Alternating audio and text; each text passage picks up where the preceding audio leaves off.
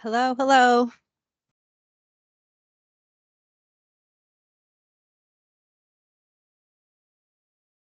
Hello.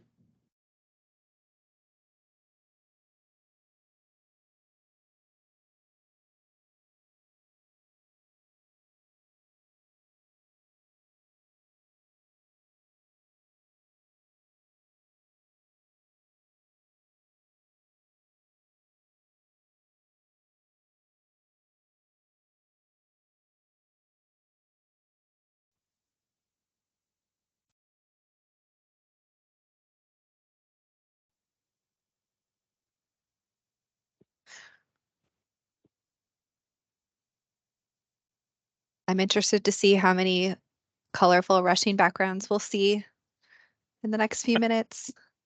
For those that are already logged in, we recently went through a brand refresh, and so we have these new fun colors that we're sporting in our backgrounds.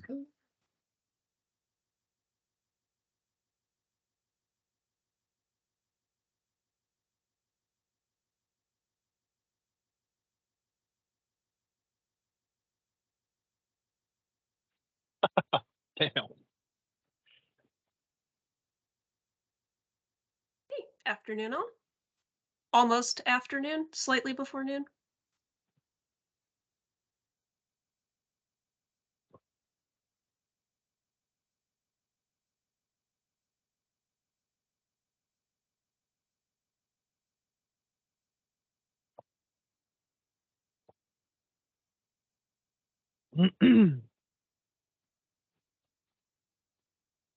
While we're ramping up here, I'm going to go ahead and share my screen, and we've got a little bit of a icebreaker warm up that we're hoping folks can participate in the chat with us. 1 second. There we go.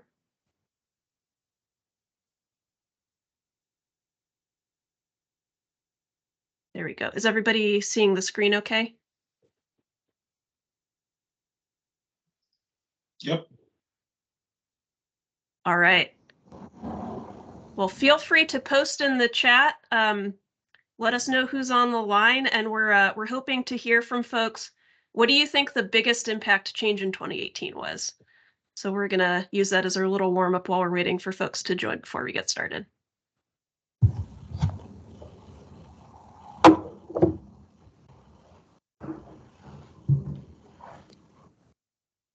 And we'll let you interpret impact. That could be cost impact, energy savings impact, carbon emissions reduction impact, whatever you want. So if you want to space impacts, space impact, hardship to design, opportunity for learning, educational growth, I don't know, whatever you want to throw in there. Whatever lens you're bringing to the table, we want to hear about it.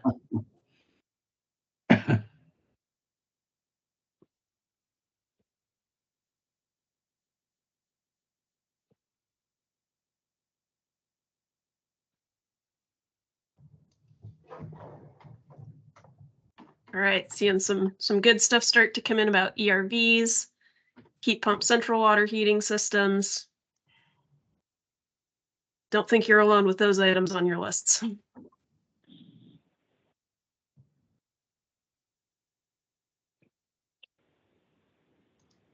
Yep, the air leakage testing.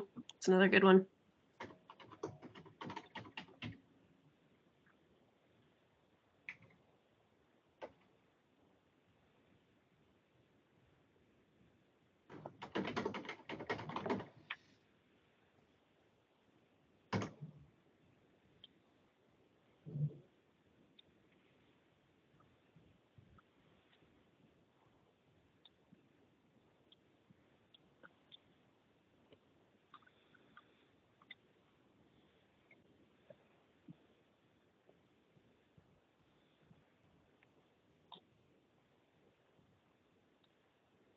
Got a quick sec. How do I get to the chat box? Am I being stupid? I can't find the chat box. Great question. In Teams, up at the top bar, you should have a row of icons and you should have a chat option. there. Let me take a Oh, I'm quick sorry, did you hear screenshot. me?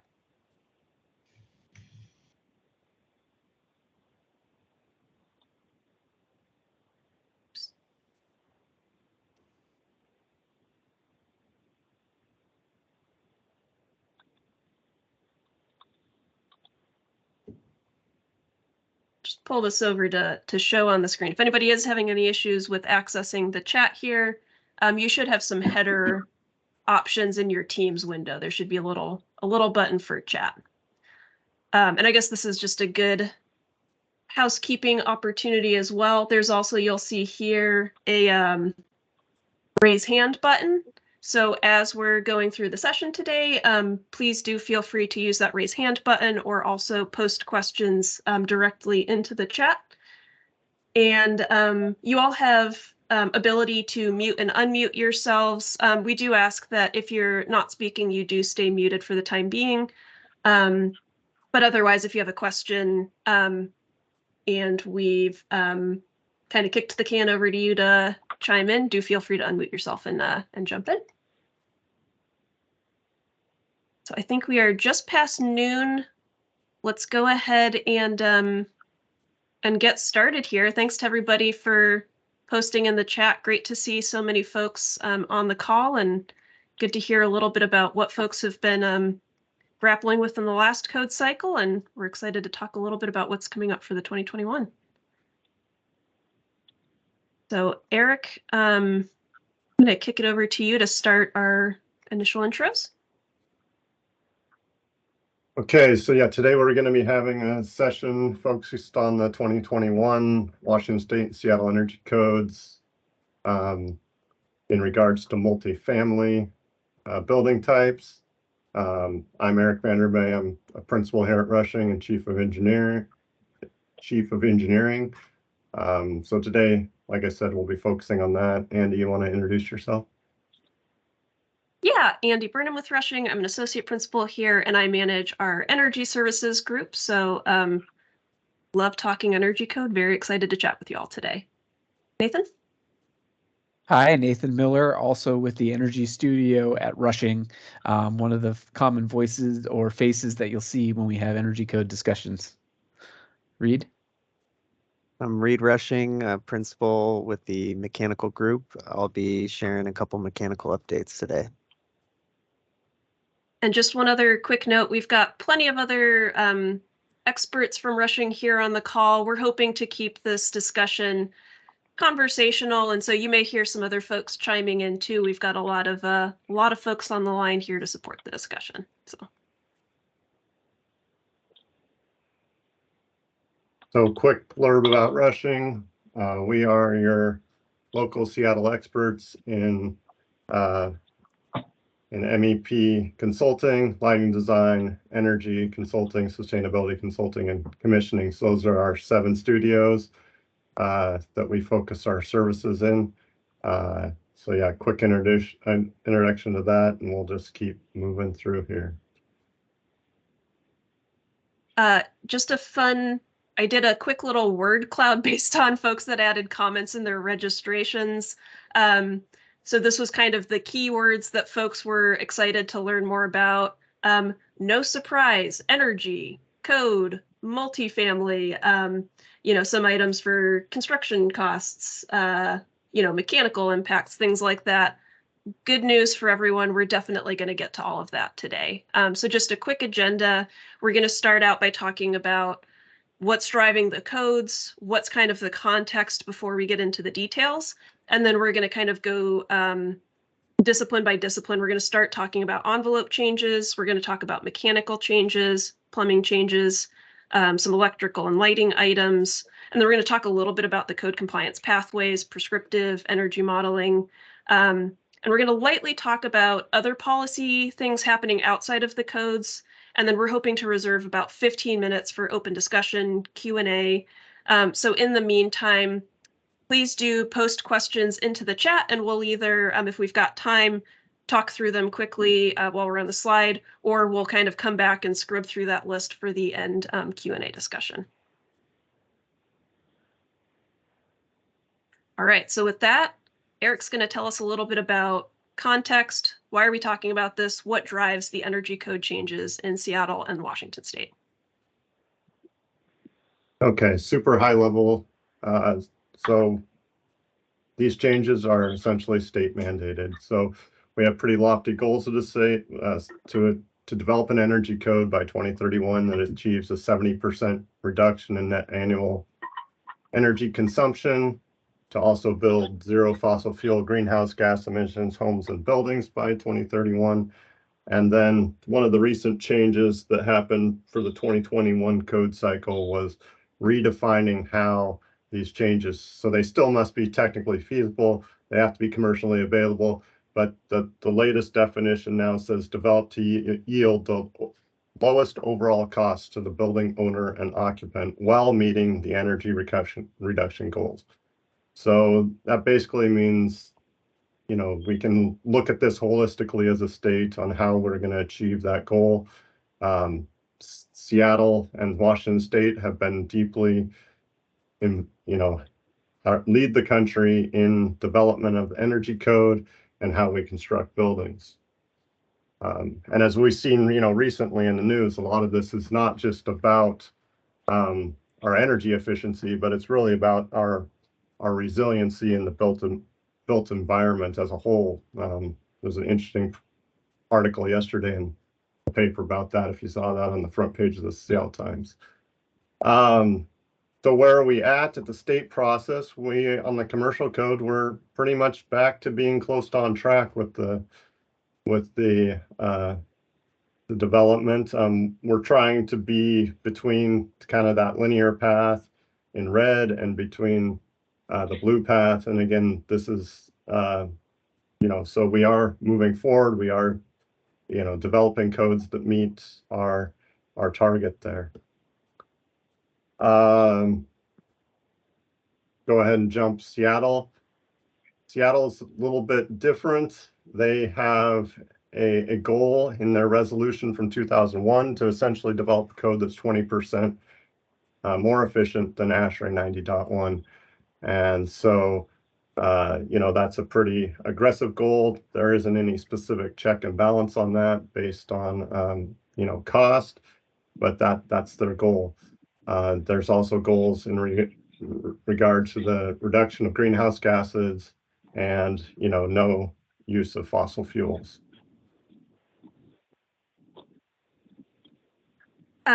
One quick additional comment here. Another kind of trend that's happening is we're starting to see other jurisdictions adopt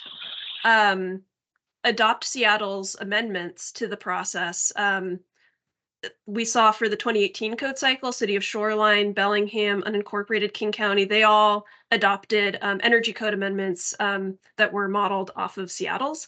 So TBD, kind of where that's going to continue to grow and develop for the 2021 code cycle, but something to be aware of. Whenever you're going into a new jurisdiction, it is important to check, has that jurisdiction made additional amendments to the state code? Are they layering on additional requirements? Definitely a little bit of a learning project every time you're working in a new jurisdiction.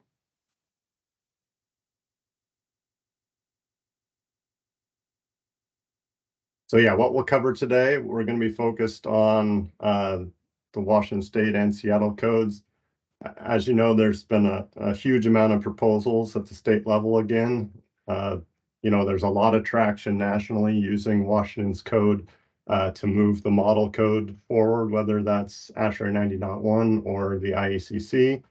And so, a lot of creative proposals. So 158 proposals received at the state level, and 118 of those were approved or approved as heavily modified by the TAG and subsequent committees. So we're going to be talking about the ones with the biggest impact. Again, this is our interpretation of the code.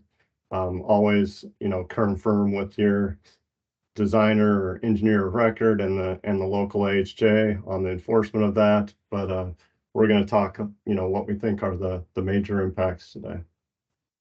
This is probably also a good, we probably should have put in a big caution slide somewhere in here, but this is a good opportunity to reemphasize that Seattle's amendments are still in development. They have not been passed by city council, not been approved by the mayor. So everything we're sharing is based on latest posted drafts of information, but is still subject to refinement changes. So do stay tuned for that final approved document, but wanted to start the conversation, make sure that folks were kind of ramping up and gearing up for things. So big disclaimer there, but stay tuned for as that finalizes. And then just to reiterate, the code is getting more and more complex. It's more becoming like a lead checklist in certain sections of the code. In the prescriptive C406 options path in the code, we'll talk a little bit about that.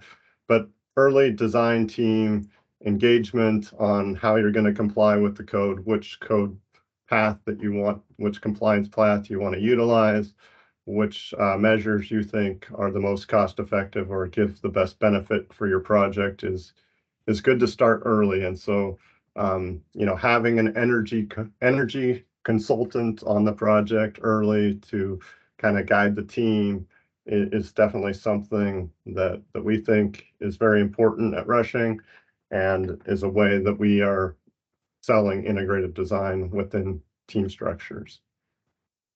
And not just that energy piece of what's our compliance pathway, what are these requirements, but really getting that MEP feedback early on space allocation. And a big thing in 2018, we all know, is kind of the new ERV requirements. And are you doing unitized or floor by floor or centralized? And how does that impact your floor to floor heights? And there's just lots of moving parts and pieces here, and things that can have pretty big potential to impact design, cause redesign later. So just lots of moving parts and pieces.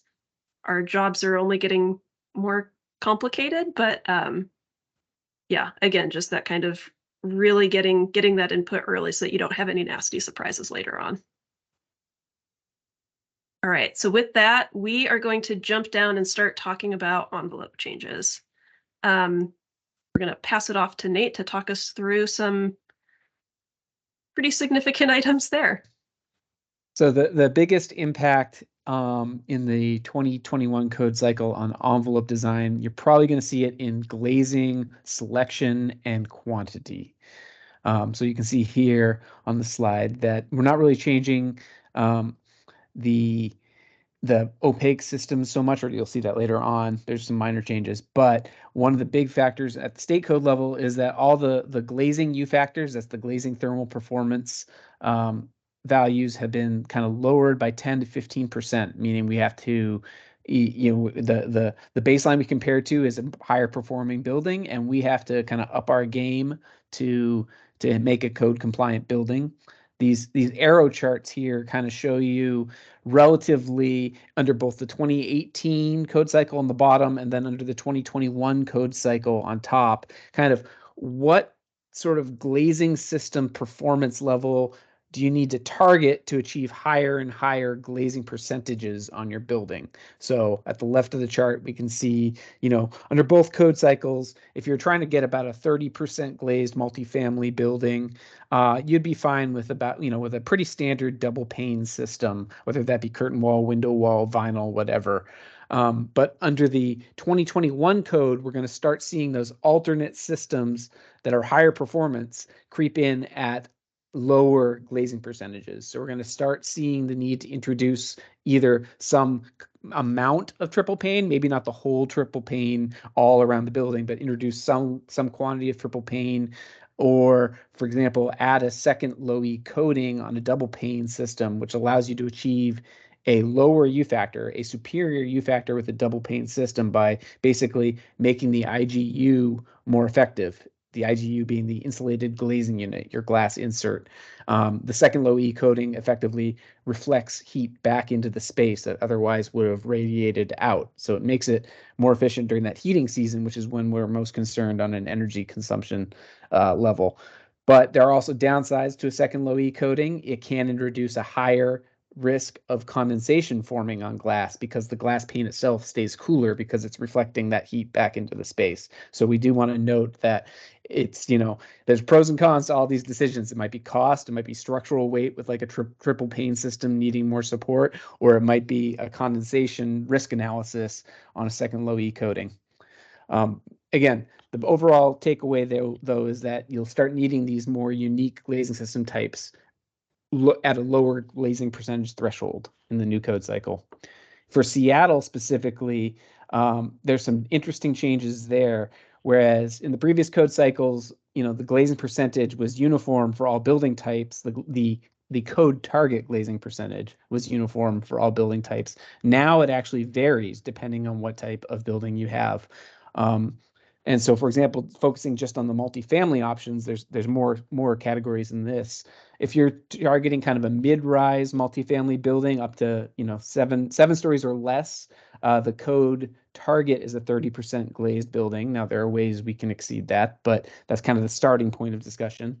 And similarly, in contrast, for a high-rise building, 8 stories or more, you'd actually be allowed a little bit higher glazing percentage from the get-go, about 35%. So that's an interesting wrinkle in the 2021 Seattle code.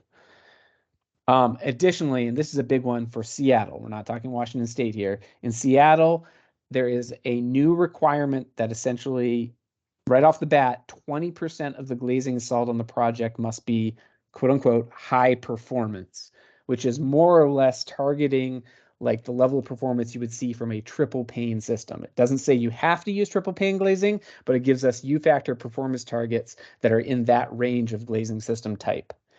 And so that's non-tradable. There's no way to get around that with energy modeling or whatnot. You have to demonstrate that a portion of your glazing is at this higher performance level in Seattle.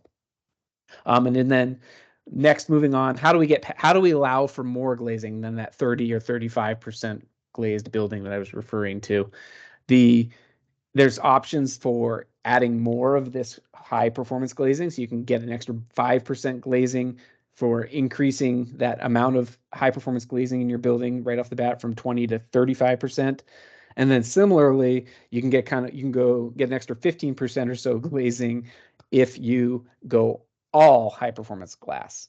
So what does that mean? We have the charts that kind of break that down a little bit because that's hard to follow. So we now have it separated. This is looking in the mid-rise scenario, and we separated it again because mid-rise has a lower starting point glazing percentage allowance of 30% than high-rise. And I won't talk all the way through, but you can kind of look at those arrows. Again, the top arrow is 2021 code cycle. This is our estimates. We haven't had the chance to fully analyze many buildings under this code cycle yet. The bottom arrow is what you would have seen more likely under the 2018 code cycle. So again, same concept as when we looked at the Washington State arrows graphs. You're starting to see them getting compressed in the sense that you're introducing that triple pane glazing earlier on in the project, and indeed all projects must have some high performance glazing in Seattle. And then you're kind of, once you get past that kind of 35% glazing on this mid-rise building, you're probably starting to talk all triple pane and not just a portion of the building. So that action is going to happen earlier in Seattle. This is the same chart, but for the high-rise scenario. Again, the key differences here being the 35% starting point target for glazed buildings, but all the same type decisions are going to be happening as you try to add 5 or 10% more vision glazing to your project, looking at those higher performance systems, however you might want to get there. As far as the opaque envelope, not a ton of changes. The biggest one that we wanted to point out is that in Washington State Energy Code, it essentially has matched what was already in the 2018 Seattle Energy Code for wood frame building performance, which means that all wood frame buildings, kind of the starting point wall assembly is something along the line of a 2x8 construction with R25 bat. That's, there's other ways to get that equivalent performance. It can be, for example, a 2x6 assembly still, but adding some exterior mineral wool. But kind of either way, you're talking a thicker wall. That was already a requirement for Group R in the Washington State Energy Code, so now this has been expanded to all building types. And then finally, before we leave envelope, air leakage.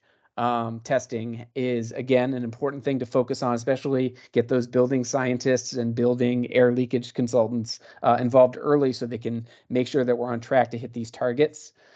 Specifically, what you can kind of see there as we look at the two bar charts, what's changed the most is that there's no longer this allowance that you could get your certificate of occupancy with a test result that did not meet the target 0.25 CFM per square foot. We have to get there now. And then there's some rewards in, like, for example, the C406 credits if we can achieve lower. But really that big difference is we had a little bit more wiggle room under the 2018 code cycle to walk away even if the test didn't get all the way down to the target of 0.25 CFM per square foot. I'm going to hand it over. Thanks. Yeah, thanks, Nate. We're gonna big hot question: is natural gas being banned? Eric, would you like to tell us a little more about that? And we do see that there's a few questions coming in the chat. We're going to kind of gauge what all we've got and then come back during the Q&A, and we'll pull some of these slides back up as we talk through. So keep them coming in the chat, and we'll facilitate from there. So with that, Eric, let's talk about natural gas. So yeah, the short answer is no, natural gas is not being banned by the code. We are moving to similar provisions at the state level for when you talk about space heating first. So in the 2021 Washington State Energy Code is similar to the 2018 Seattle Code, that we are requiring electric heat pumps as the primary source of heating, with some exceptions for electric or some exceptions for natural gas, depending on which climate zone you are in the state. So overall, gas is not being backed or banned for things like emergency generators or for, cooking or process needs by the energy code. We are, we're focusing on heat pumps as the primary source of heating, and electric heat pumps, not natural gas driven heat pumps. So, what does that mean for mechanical system options? We're no longer using electric heat or natural gas. We're not burning fuels. We're trying to use the refrigeration cycle to transfer energy from a source to the inside the building, essentially. So we're running that heat pump cycle as the primary way of heating buildings with some, backup systems to depending on the use. So you're going to see a lot more discussion about what type of heat pumps to use on your projects. There's all sorts of new products that are coming to the U.S. market from around the world, and so this is going to be a continued discussion. If you've been having this discussion in your Seattle projects, you're now going to have this discussion in your Washington State projects. There, like I said, there still are allowances within multifamily for group R occupancies for some electric resistance heat. So it's totally doable to have electric heat in smaller in bedrooms. But as you get into larger living areas, we're seeing a lot of the living areas wanting or moving to having cooling anyways. So yeah, there still are exceptions for small electric heat in the code. And we can come back to that if folks have questions. So what do these heat pumps mean? We're going to the primary heating source. These are a couple of different high-rise options, from the 2018 Washington State Code to the 2021 State Code or Seattle. They're very similar. We have a lot more roof area required for these air source heat pumps. And so these are, large machines that are on the roof that look similar to air-cooled chillers, but operate to extract, that heat from the outdoor ambient temperatures. So additional space required on the roof for mechanical. This is a specific Seattle change that's not in the state. So all Group R common areas, including the residential corridors for the prescriptive code are required to comply with the DOAS requirements. So that's a change from, so DOAS with essentially energy recovery ventilation, and then having your heating and cooling system in parallel with that ventilation system would be the primary, but there are exceptions that allow you to keep a single packaged ERV and put heating and cooling in that to serve the corridors. So this is going to be a change kind of in how you're going to approach your residential corridors on the project. You'll probably be talking with your designers about different strategies on how to use energy recovery ventilators to serve the corridors and what is the supplemental means of heating and cooling within that corridor. Anything else you wanted to highlight there, Reed? No, I think it's just important to note that this is a Seattle only edition. And it's different than, yeah, it's a change to how we've been treating residential corridors. Different levels of impacts on high rise versus mid rise. And then I'll touch on fan power and ERV effectiveness changes quickly. So there were significant changes to the allowable fan power calculation methodology at the state level, in Seattle did not change it. So that's for all fans over 1 kilowatt, so medium to large size fans or air handling units. So that's important to pay attention to for you mechanical designers out there. And then getting into ERV requirements and fan power changes there. It's basically kind of when you're going through your code basis of what you need to be complying with, there's like 3 categories: unitized ERVs, 1 per dwelling unit, central ERVs serving multiple dwelling units, and then ERVs serving Group R amenities and corridors like Eric just touched on. Seattle cranked down the fan power allowance for small unitized ERVs. Washington adopted what Seattle previously had in their 2018 code. So something to be aware of, that the Seattle limitations are pretty tight and will limit which manufacturers can meet those requirements. But a lot of manufacturers are up to date with those requirements and are developing new products coming down the line that will be more in line with Seattle requirements, because it's also Seattle got their requirement from the Title 24 updates in California. And then one thing to note at the bottom there, basically sensible effectiveness for Group R2 ERVs increased from 60 to 68%. It's a little confusing with the OR 67, but if you're using the ERV as an exception to the economizer requirement, both at the state level and in Seattle, you'll be pushed into that 68% effectiveness, which is not as limiting as the fan power when it comes to manufacturers and products available. So with that, we're going to shift gears a little bit and go outside the energy code and talk a little bit about the HFC refrigerant phase out. As most of you know, the federal rules for the phase out were repealed in 2017. And so since then, various states have decided to move forward with the HFC refrigerant phase out. So this will be our first refrigerant phase out where it's not essentially done as an entire nation. So there is a lot of changes between, or differences in how that's going to be enforced state by state. And this is a big challenge for all the HVAC manufacturers out there. But essentially right now, you know, we adopted rules back in 2020 for the state, and our phase out for chillers is happening as of January 1, 2024. So that's already in legislation and happening, as well as there's, you know, some other equipment that's not HVAC related, more like commercial refrigeration equipment as part of that phase out. So right now, all the equipment in blue, all your PTHPs, all your typical HVAC equipment, your VRF systems, air to water heat pumps, that rule is currently in development in 2023. So that rule will be filed shortly. In the next couple months, it'll go through its public review process and is planned to be in place by the end of this year.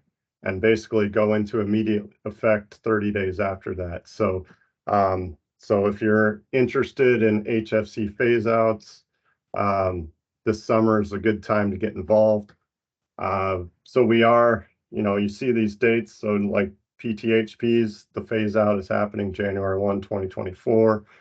The VRF equipment could be as early as January 1, 2025 per the legislation, but will likely be 2026. And then air to water heat pumps are still kind of a question. Potable air to water heat pumps are not part of this current legislation. Let's keep going because I think we're behind schedule. And so we'll talk very briefly about A2L refrigerants and the mechanical codes. So the 2021 mechanical code and ASHRAE 15 and ASHRAE 34 have now been updated to reclassify all the A2 refrigerants, which are, which are flammable, to have what are A2Ls, essentially a lower flammable refrigerant. So this is the process that's gone through a lot of federal review now, and we do have rules in place for the refrigerants. And so the phase out of R410A, which is an A1 refrigerant, is happening. And, most of the projects that are in design right now will have to comply with that. So unless you have your building permit by the end of 2023, you will not be grandfathered into this. And so this is based on equipment ship dates or when field refrigerant is added into that product. So you essentially have to have that system up and running before January 1, 2026 to be grandfathered in. Let's pop to the next slide really quick. I know we're going fast here. So the 2021 IMC does now contain rules for how we route split system refrigerant piping within a building for the A2L mildly flammable refrigerants. And so this is, the rules are now in place. We're going to be routing vertical piping through shafts that are vented to outdoors. Piping runs in like stud cavities and stuff. We'll have to have shield plates or have a distance, that's maintained from the face of the stud. And so there's new clarifications that are happening that are in the model code now for how we're routing refrigerant piping through buildings. So this is something we're actively talking about on all projects that are moving forward. There was also a clarification that made things a little bit easier in the state code, and was in the model code that we carried through to the state and Seattle code, that just says that refrigerant piping can be routed down a rated corridor as long as it's not exposed in that rated corridor. So as long as it's above an unrated ceiling, it's now acceptable to be within that corridor itself. Anything I missed there, Reed? No, I think you got it. So there's one other mechanical code change we want to highlight really quick, which is domestic range exhaust. So there was a lot of health and wellness discussion around domestic range group R range exhaust at the state code level. We did end up increasing the exhaust airflow rates and differentiating between electric cooking and gas cooking. And so the intermittent exhaust rates went from 100 to 160 CFM, and the intermittent for electric appliances, and the intermittent exhaust rates went from 100 to 250 CFM for gas appliances.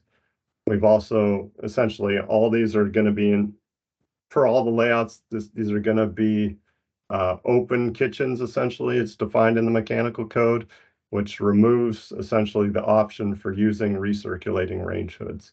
And there's new field verification testing requirements and new acoustical requirements for all your range hoods. So I think that's the mechanical section. All right, let's let's keep going, and we're going to talk about plumbing. We've got some additional good questions here. Just a quick comment. We are going to post the slides from today's presentation. Keep the questions and comments coming in the chat, and we're going to use that to kind of facilitate our open discussion at the end. So thanks, folks. So can we still use gas for water heaters is the question. And the answer is, well, at the state level, the code is similar to the 2021 code is similar to the 2018 Seattle code. But based on the way it's written, essentially 50% of the domestic hot water heating load needs to be electric heat pump. And so again, the primary, we're moving, primary source needs to be heat pump, and then you can have backup electric or natural gas to meet the other part of the load. And so, whether that's an air source heat pump or a water heat pump or a sewer thermal heat recovery type heat pump, we're moving towards the primary heat source being heat pump. Keep moving through the slides. So, there has been a huge amount of new product entering the market on this. There's a lot of manufacturers now. We're not talking about one or two manufacturers in the market. There's differences between the type of refrigerants they're using, whether that's a CO2 based heat pump with a global warming potential of 1, or another refrigerant being used there. So lots of options to consider, different types of heat pumps to consider. So pretty much, project big or small, there's different products out there for the design.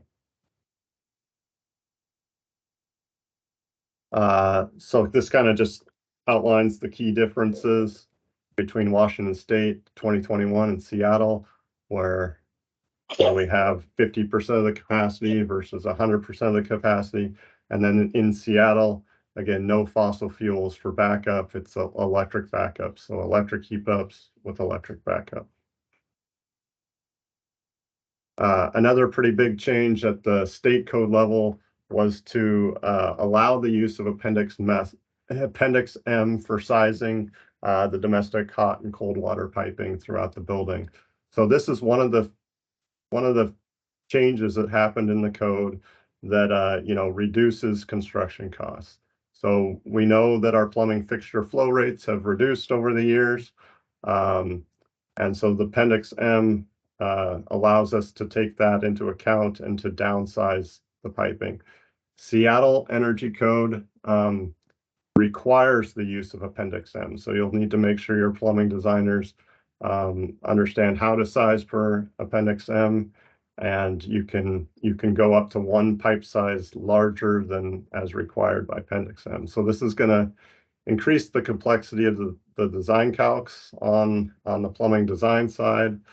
And it also, in buildings that are mixed use, that have both residential and non-residential areas, there's kind of an additional layer of calculations that we have to add to all the plumbing sizing.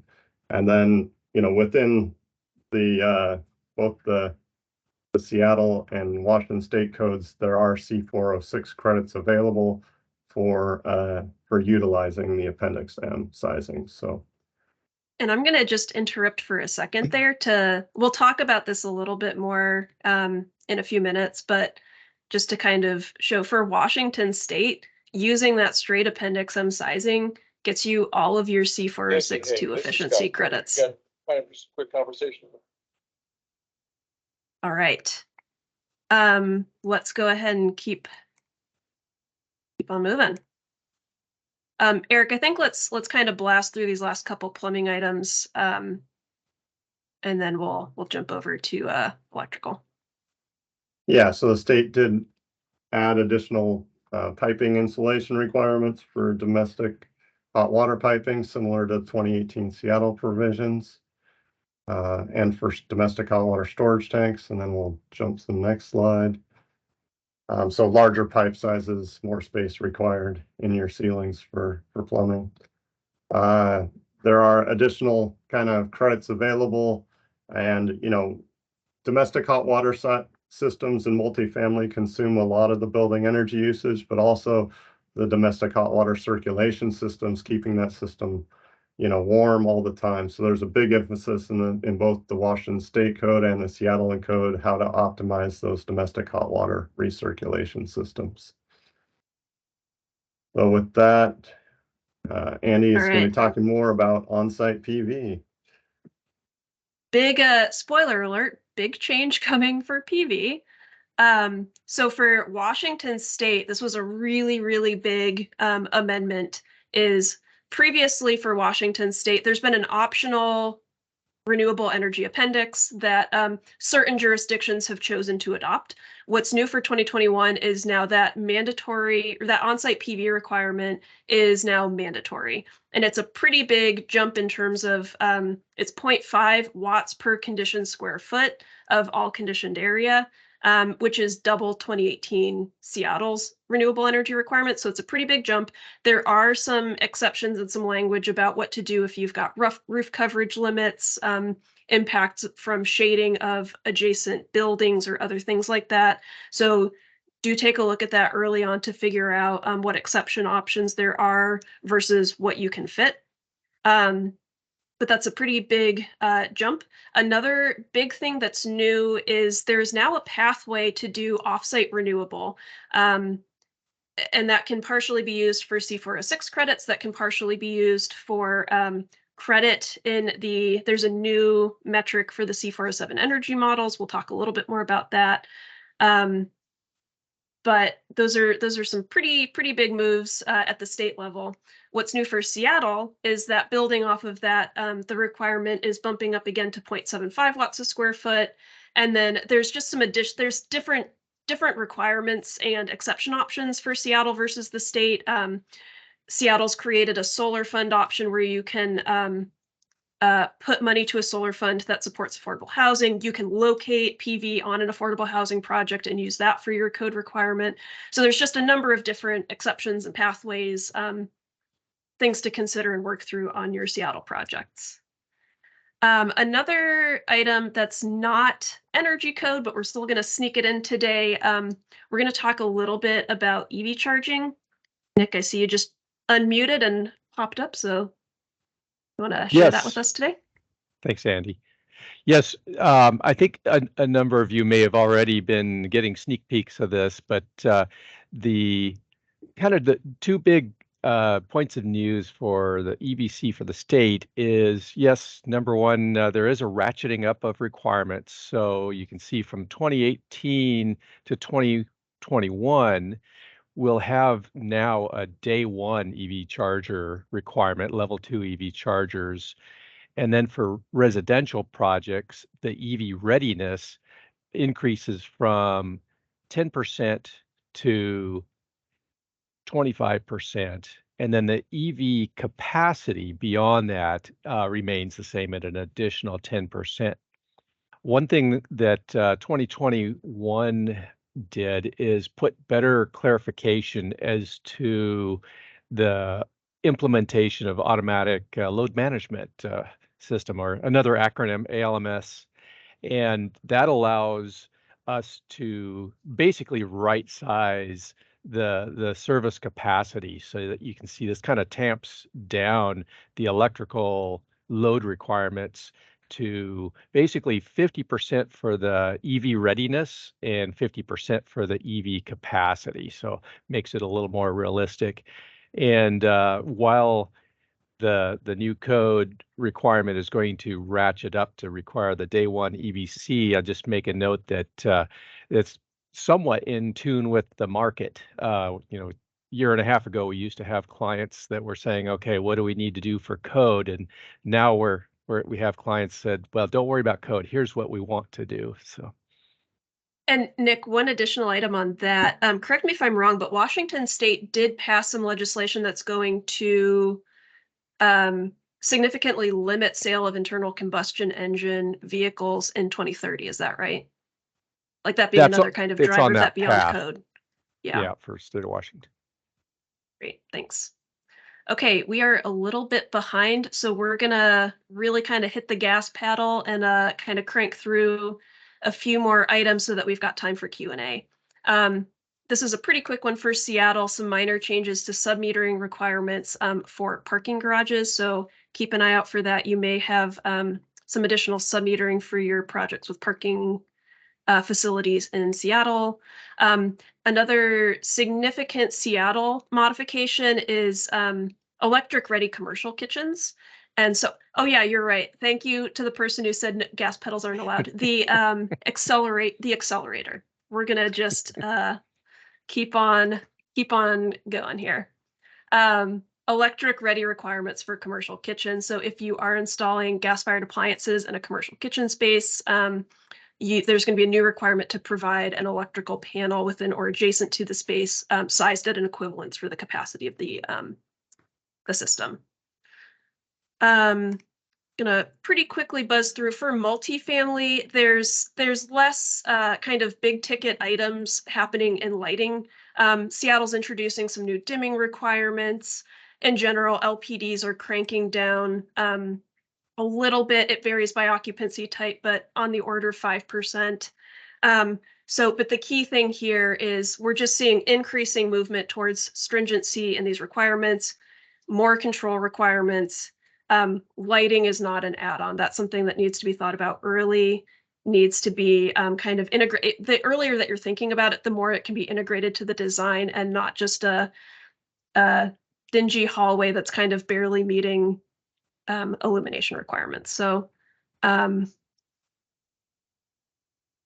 let's talk a little bit on, there's some pretty big changes happening in C406 and energy modeling.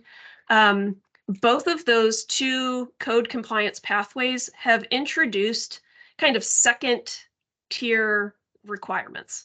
So previously for prescriptive compliance, I think everyone's generally familiar with C406 as the code section. That's the additional efficiency credits options. The way that that's kind of progressed is it used to be a list of, 8 credits and you picked 2 for your building and that was your credits. 2018, it got a little bit more complex. We had more 12 credits or so, and we had to do an area weighting calculation to get the right number of 8 credits kind of across our different occupancy types. What's new for 2021 is we've completely kind of shaken up the metrics for calculation. So now it's based on some analysis for carbon emissions reduction savings on like a 10th% scale. So it sounds a little scary that you have to get, between 41 and 74 credits when you only had to get 8 before, but it's in a new metric, it's in a new scale. So don't quite be scared by just the numbers there, but the key thing being there's, I think, 31 credits to pick from now, lots more options, and now your target for the points you need to get is varying by occupancy type in addition to the points available for each credit. So it's just really getting to be a pretty complicated mix and match approach of how you're going to demonstrate compliance with that area weighted average number of credits. The other big thing that's new for C406 is there's a second category. So now instead of just C406, we've got C406.2, which is efficiency credits, and C406.3, which is load management credits. So this load management credit requirement is a new requirement for 2021 at the state level, and then also for Seattle. So you'll see that for Seattle, we're generally cranking up the requirement by about 10%, as well as when we look at, here we go. Here's our 31 efficiency credit options. A number of these items, the points available is getting cut down for Seattle based on items that are already required by code. So some of those double dips are either getting reduced or going away. Sorry, I lost my mouse. C407, there's a similar change happening. C407 is the section of code that drives the energy modeling compliance pathway. So that's the approach that allows you to do a bit more trade-off in the design. Instead of just the prescriptive, you're checking off all of those boxes. What's new for 2021 the building performance factor requirement that was introduced in 2018, cranking those down a bit. And what's really big and new here is we have a new metric that we also have to demonstrate in addition to the building performance factor is a reduction against regulated loads. We have a second metric of site energy performance targets that is on whole site energy, regulated and unregulated. So it's the same thing. You now have two metrics that you need to demonstrate compliance with instead of just one reduction number. And same thing, Seattle's just cranking those reduction targets down slightly, cycle over cycle. So we're going to really quickly touch on a few other policy things, and then we're going to jump into Q&A. Seeing lots of great questions coming through in the chat, and we'll go through those. So just very briefly, we're going to talk about Clean Buildings Act for Washington State. Folks may have heard about this. It's an existing building performance standard. So this is setting mandatory EUI energy usage intensity targets for existing buildings.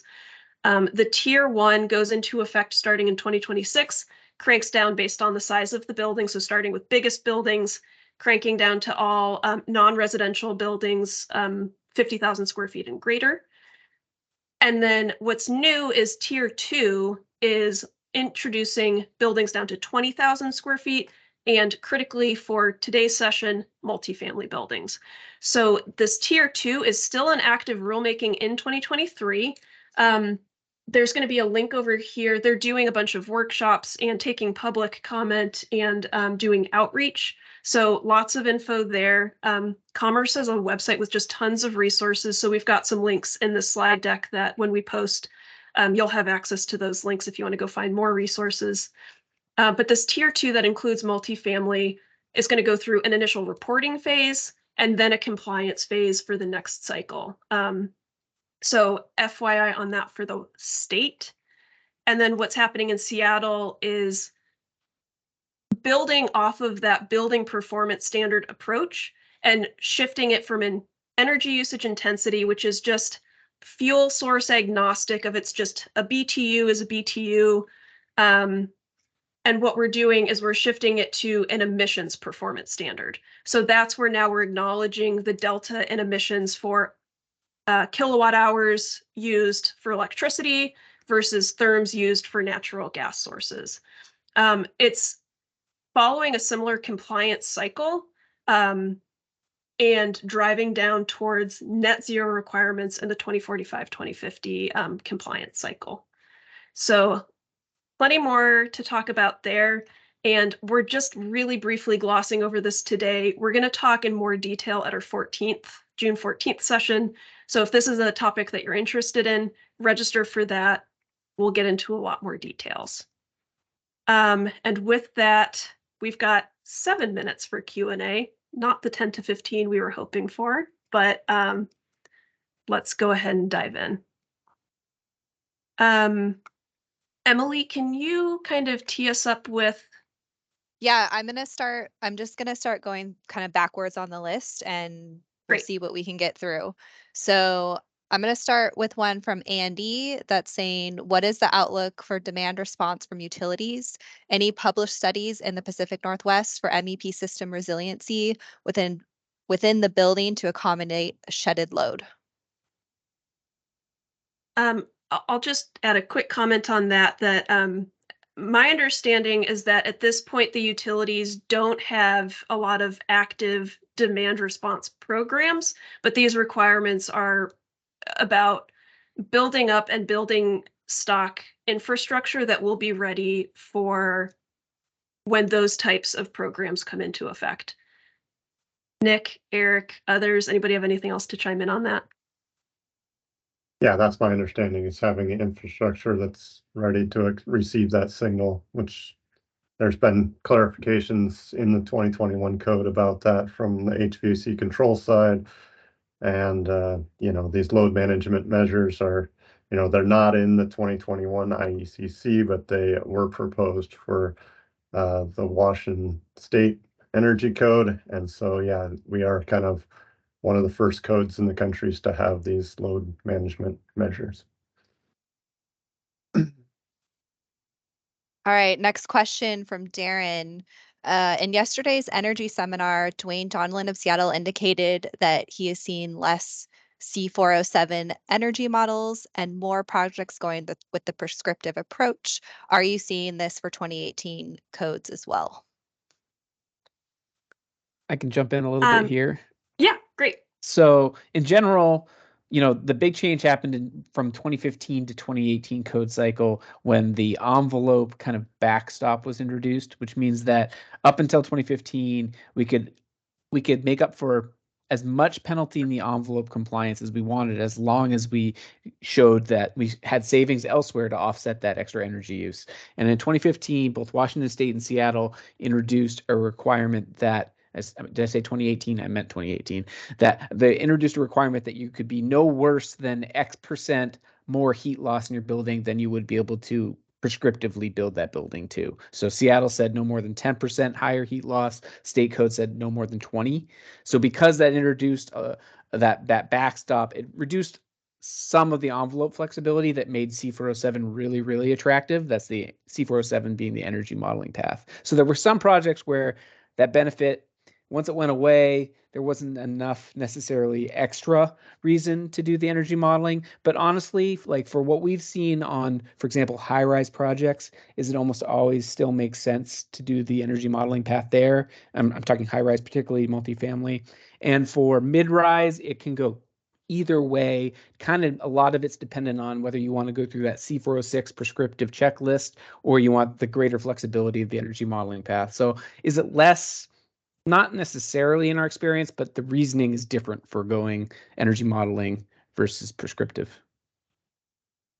Yeah, and just check that C407 mandatory measures. If there's something that's not mandatory that you're required to do under prescriptive and it has a cost impact, then you may want to consider, is there benefit going C407?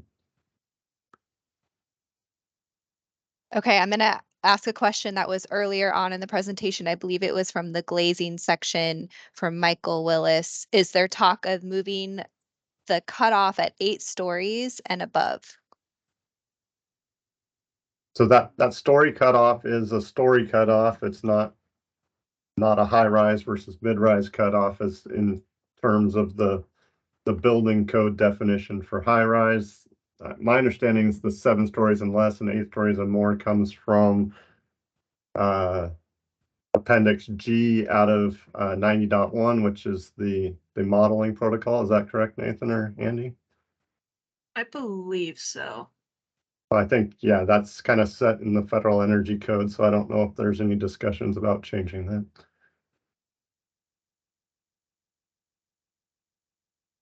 And just while we're on that, I saw that it got responded to in the Q&A, but there was a question about what defines high performance. Does electrochromic fall into that category? Just one comment on that. That typically impacts and gives you control over the solar heat gain coefficient of the glass. It doesn't impact the U factor. So it's not going to help you with that UA component performance calculation. It's going to help you with solar heat gain coefficient, and there's other operational benefits and glare reduction and all of that kind of stuff. But it doesn't impact the thermal resistance U factor of the glass. So just to say that for everyone. And I the just requirement for the high performance is U factor. So. Sorry, thank you for saying that. Yeah. I pasted into the chat the current version of the Seattle table. Column A is sort of the base glazing performance, and column B is the high performance glazing performance targets. So, and again, this is all about, building an envelope that's going to be here for the next 50 or 100 years. So. Yeah, that's really important context here. Is the reason that we are emphasizing these envelope items in the code is we're building the net zero buildings of 2050 today. And so you're going to be replacing your mechanical systems in 15 to 20 years. You're not going to be going through and doing significant envelope retrofits, or they're going to be significantly more cost impactful. So that's part of the driving towards the focus on envelope and energy code. I think we're through the Q&A portion. I know that we're close to 1 o'clock here, but I think a lot of us are able to stick around and continue to chat for a few minutes if anyone's able and interested to stick around for a little more Q&A discussion. But for folks that do need to hop off right at 1, we do just want to say thank you so much for joining us today. We hope this was informative, useful for you. We are going to be doing 2 additional sessions in early June. The next one is going to be focused on commercial project typologies. And then we're going to do a third that we are going to dive in a little deeper on existing buildings. So hope you're able to join us for those as well. Emily, any other questions we want to touch on? If there's other items that we don't get a chance to get to, let us know, and we're happy to follow up separately or follow up with an email. You can reach out to any of your favorite Rushing contact. I think that everybody should have our contact info from the registrations. And do let us know if your question didn't get answered. Yeah, and there were still questions left over from the chat and the Q&A tabs. However, I do see quite a number of people did have to exit, so perhaps we make sure we're addressing questions for the people that are still on. So if anybody has a leftover question, if you want to raise your hand or put something in the chat, we're still here to answer that.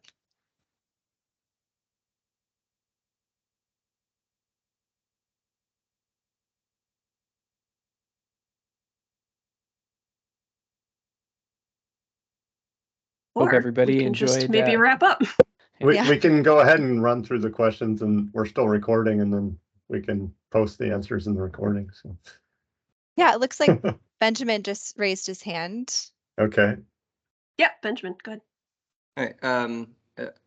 I didn't see my question answered, but when you're talking about the range hood requirements, do you have an idea how that the pretty much elimination of recirculation range hood works with the passive house certification requirements? Yeah, so there is an option in, well, first, passive house doesn't really like the recirculating ranges, but they do recognize that it is a much tighter envelope. As far as health and wellness, you could still build an enclosed kitchen. So there is that definition that an enclosed kitchen is got less than a 60 square foot opening to the adjacent living space. So, I mean, that would be an option if you want to do a recirculating range and then just have local exhaust in that enclosed kitchen. That is an option for projects. I don't think that's going to be very popular with the architects, but definitely, this is more about health and wellness than it is about energy usage. So having, really capturing those products of combustion or the cooking that's coming off of what's happening and getting that to the outside is really the emphasis in the code in this case. That makes sense, and I think it's helpful for passive house that the electric cooking CFMs is reduced, and that helps with the makeup air requirements for those hoods. So I appreciate that answer. Yeah. And JP, you have your hand up.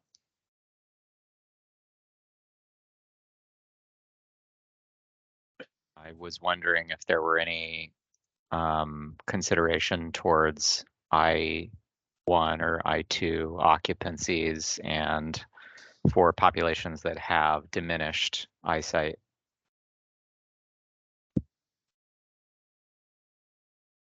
You're saying if there's any new energy code exceptions like for those? Exactly. If you have a specific population and you're struggling to achieve the needed lighting levels within the allowed lighting power density, is there any consideration there? I would have to research that one. So. I can speak to that. There has been in the past, but it's very specific. And we'll follow up with a separate email with what is being proposed for the new codes. Thanks. And I do know that for Seattle's, yeah, great. Thanks. Dwayne's posting in the chat too. For facilities serving visually impaired folks, I know that Seattle's modifications to the LPDs is different. I don't immediately recall how it's handled for the state. So we can follow up with some more info on that, but it's definitely a discussion topic. I'm writing that down, JP, so we'll send you an email to follow. Thanks. Thanks a Emily. bunch.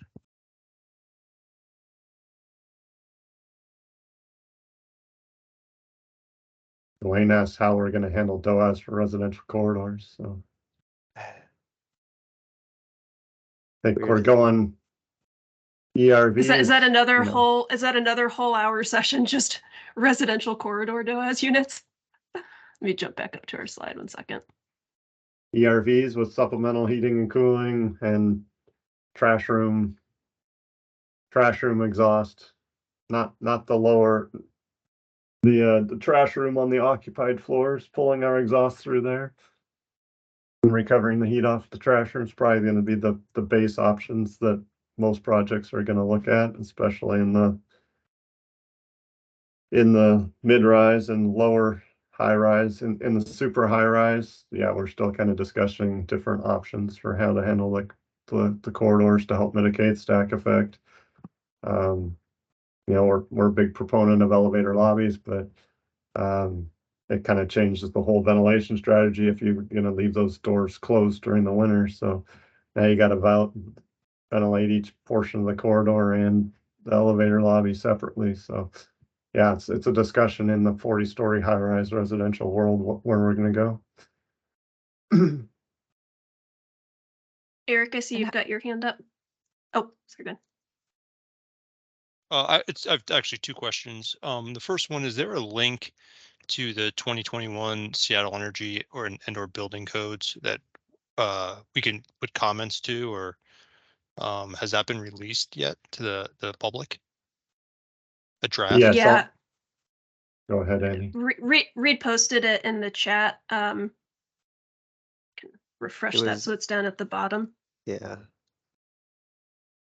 Thank you very much. Appreciate that. Dwayne, are you still taking comments? Has that ever been on the website? Yeah, so it's only the significant changes. The SDCI can't publish the whole code because of copyright laws in a draft form. So it's all the significant changes that are published. So Okay. Thanks, Eric. and looks like Dwayne's still taking minor updates and corrections. So if you have those, email them directly to Dwayne. And we caught a couple more this morning, Dwayne. So we got a few minor corrections on editorial items that we want you to back check. So, And then the second question, is there any exceptions for laboratories or any life science projects within Seattle for the energy codes or the mechanical codes for this, or new, I guess should say new exceptions for laboratories? well, so Seattle is amending the energy recovery sections of the 2021 code to be more in alignment with 90.1. So there is a little bit of stringency and clarification over the state code that is in the current draft there for research laboratories. But there are some clarifications that make Seattle slightly more stringent that we'll be talking about next week at the commercial, or not in 2 weeks at the commercial. Yeah, if that's going to be spoken about in 2 weeks, that's we could talk about it then. Thank you though, Eric. Appreciate you taking my questions. Yeah. And there also are a bunch of clarifications for Seattle in the heat pump heating requirements for both space heating and domestic hot water that we'll be talking about in 2 weeks too. So appreciate it. I think last question, Mark, you'd had your hand up, but then it looks like you posted in the chat. Does the energy code allow for unbalanced supply exhaust air flows in residential corridors? Do you want to take that one, Eric? Let's see.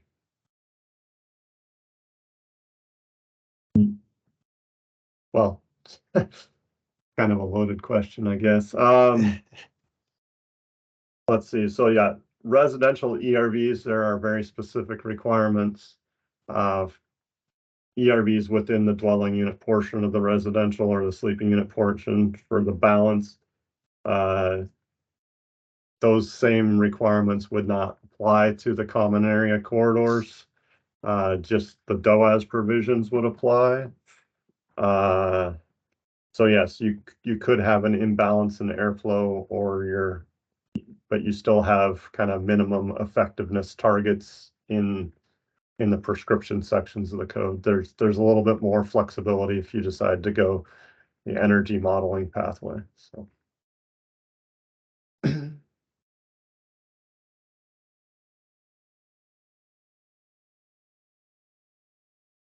All right, I think we've gotten through questions from folks still on the call. I frankly can't believe that we got 28 people to stick around 10 minutes after, so thanks everybody. Really good discussion and questions. Any last items before we wrap up? We look forward to hopefully seeing you at the next session. Thanks all, really appreciate it. And we will be posting slides and a recording, so if you need to catch up on anything or anything like that, stay tuned for that. I think we'll probably send out an email with links. All right, thanks all. Thank you.